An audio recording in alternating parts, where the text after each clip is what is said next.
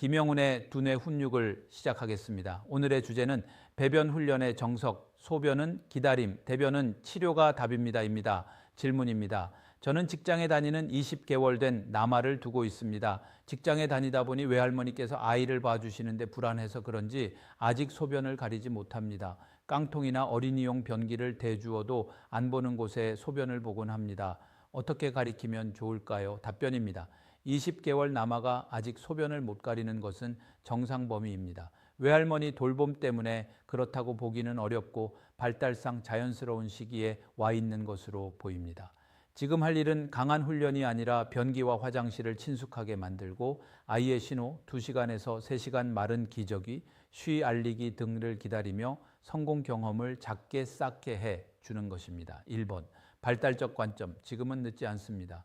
대부분의 아이는 2세 후반에서 3세 전후에 낮 소변 가리기가 그 이후에 밤 기저귀 떼기가 자연스럽게 이루어집니다.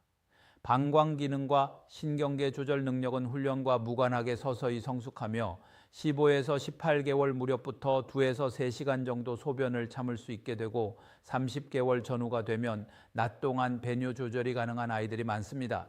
20개월에 아직 안 보이는 곳에서 싸고 기저귀 의존은 전혀 비정상적이 아닙니다. 지금은 준비 신호가 있는지 점검하며 조급함을 줄이는 시기입니다. 이 소변 가리기 시작 신호 체크입니다. 훈련 시작 시점은 나이보다는 준비 신호를 기준으로 잡는 것이 좋습니다. 다음 항목이 일부라도 보이면 본격적인 연습을 천천히 시작할 수 있습니다. 한 번에 2시간에서 3시간 정도 기저귀가 마른 채로 유지되는 경우가 있다. 변이나 소변을 본 뒤 했어 라는 신호말, 표정, 제스처를 보내기 시작한다. 간단한 지시, 병이 앉아볼까? 바지 내려볼까?를 이해하고 따른다. 바지 내리기, 올리기, 옷 입고 벗기 등에 어느 정도 참여한다. 성취했을 때 칭찬을 좋아하고 큰아이라는 말에 뿌듯해한다. 20개월이면 아직 일부는 부족할 수 있으므로 조금 더 기다리면서 준비를 돕는 단계로 보셔도 충분합니다. 3. 직장맘 조모 양육 상황에서의 기본 원칙입니다. A. 훈련 속도보다 일관성이 중요합니다. 엄마와 외할머니가 같은 방식, 같은 말, 같은 신호를 쓰는 게 필요합니다. 엄마 있을 때만 병이, 할머니 있을 때는 기저귀 마음대로가 되면 아이가 혼란스럽습니다. B. 불안과 압박 줄이기입니다. 직장 다녀서 못 가리는 것 같다는 죄책감은 아이에게도 전해집니다. 지금은 연습하는 중이야. 조금씩 할 수 있을 때가 올 거야. 라는 여유로운 메시지가 필요합니다. 4. 실제 지도 방법 현대식 요약입니다. A. 환경과 언어 준비입니다. 어린이용 병이나 병이 커버를 늘 같은 자리에 두고 장난감처럼 친숙하게 만지게 합니다. 가족이 화장실을 사용할 때 아이가 볼 수 있게 하고 여기는 쉬 하는 곳이야. 엄마는 여기에 소변을 두고 물을 내려 같은 말을 반복해 줍니다. B. 놀이와 모방 활용입니다. 바지 입고 벗기 가능한 인형이나 곰인형을 사용해 인형 바지 내리고 인형을 변기에 앉혔다가 쉬했네 하고 칭찬하는 역할놀이를 합니다. 아이에게 이번엔 네가 인형 쉬 하게 해줄래? 라고 부탁해 병이는 쉬하는 곳이라는 개념을 몸으로 익히게 합니다. C. 앉는 연습부터 배출은 나중에입니다. 처음부터 꼭 여기서 싸야 돼를 목표로 하지 말고 하루 한 번에서 2번 일정한 시간 목욕 전, 자기 전 등의 1분에서 3분 정도 앉아만 보기를 연습합니다. 이때 책을 짧게 읽어주거나 노래를 부르며 변기에 앉아있는 시간이 편안한 시간이 되도록 합니다. 혹시라도 우연히 소변이 나오면 우와 여기다가 쉬했네 대단하다 정도로 크게 칭찬해 주세요. D. 신호인식 도와주기입니다. 기저귀를 갈 때마다 지금 바지 젖었네. 여기 쉬가 있네. 다음에는 쉬 느낌이 들면 쉬라고 말해줄래? 같은 식으로 감각 언어 연결을 도와줍니다. 마른 기저귀를 볼 때는 지금은 안 젖었네. 조금 있다가 쉬가 나올 거야. 라며 나오지 않음도 인식시켜 줍니다. 2. 실수는 중립적으로, 성공은 크게입니다. 바닥이나 옷에 싸도 혼내지 말고 여기 젖었네. 다음에는 변기에 가서 해보자 정도로 짧게만 말합니다. 대신 변기에 1분 앉아 있었던 것 자체, 쉬를 말로 알려준 것을 크게 칭찬하는 쪽에 에너지를 씁니다.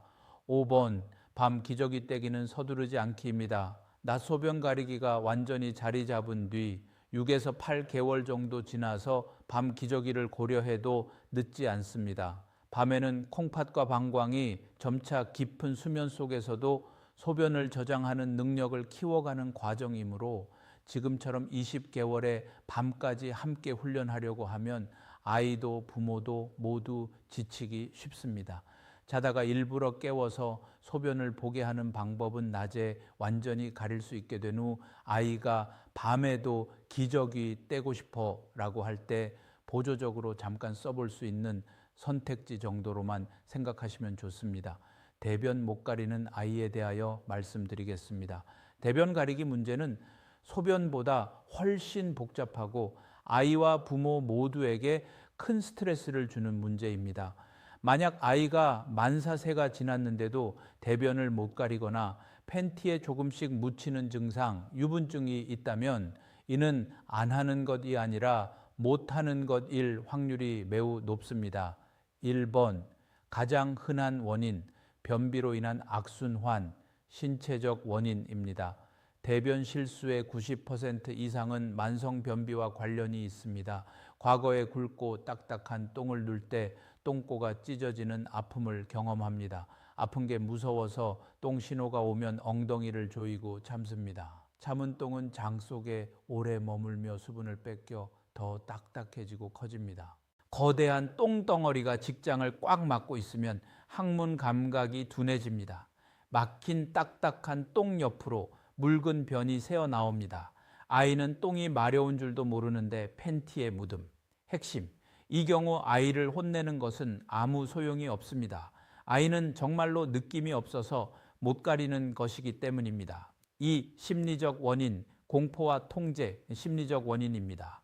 통제 욕구, 부모가 배변 훈련을 너무 강압적으로 시켰을 경우 아이는 유일하게 자신이 통제할 수 있는 배설을 무기로 삼아 버팁니다. 병이 공포, 똥이 몸에서 떨어져 나가는 느낌에 대한 공포, 병이에 빠질 것 같은 두려움, 물 내려가는 소리에 대한 공포 등이 있을 수 있습니다. 3. 해결 솔루션, 3단계 접근법입니다. A. 1단계 변비 치료, 가장 중요입니다. 딱딱한 똥이장을 막고 있다면 어떤 훈련도 실패합니다. 약물 치료, 소아청소년과를 방문하여 대변 연화제, 폴리에틸렌글리콜 등을 처방받으세요. 관장이나 약을 통해 직장에 쌓인 똥을 완전히 비워내고 똥을 묽게 만들어 똥 누는 것은 아프지 않다는 경험을 뇌에 다시 심어줘야 합니다. 최소 3에서 6개월 유지 필요. 식단, 물과 섬유질, 푸른 주스, 사과, 채소, 섭취를 늘립니다. B. 2단계 화장실 환경 바꾸기, 발판 필수입니다. 발 받침대, 양병이에 앉았을 때 발이 공중에 떠 있으면 힘을 줄 수 없습니다. 치골직 장근이 안 풀림, 무릎이 엉덩이보다 높게 올라오도록 높은 발 받침대를 놔주세요. 안정감, 병이 시트 구멍이 너무 크면 유아용 커버를 씌워 빠질 것 같은 공포를 없애줍니다. C. 3단계 배변 훈련 다시 시작 압박 제거입니다. 식후 5분 루틴, 식사 직후에는 위대장 반사로 장이 움직입니다. 똥이 안 마려워도 저녁 식사 후 5분만 변기에 앉아있는 습관을 들입니다. 스마트폰이나 책을 보여줘도 괜찮습니다. 앉아있는 것 자체가 목표입니다. 팬티 확인 금지, 똥 쌌어 안 쌌어 하며 수시로 팬티를 검사하거나 냄새를 맡는 행동은 아이에게 수치심을 주고 긴장감을 높여 괄약근을 더 조이게 만듭니다. 비난 금지, 처리만 덤덤하게, 실수했을 때는 화내지 말고 아직 조절이 잘 안 되었구나, 씻고 새 옷 입자라며 무미건조하게 처리해 주세요. 4번, 부모님이 꼭 기억해야 할 마인드셋입니다. 아이가 일부러 그러는 게 아닙니다. 팬티에 똥을 묻히고도 모른 척 놀고 있는 아이를 보면 화가 나시겠지만 아이는 정말로 직장이 늘어나서 감각을 못 느껴서 그러는 것입니다. 냄새에 둔감해진 상태입니다. 장기전입니다. 늘어난 장이 다시 줄어들고 감각이 돌아오는 데는 짧게는 3개월, 길게는 1년 이상 걸립니다.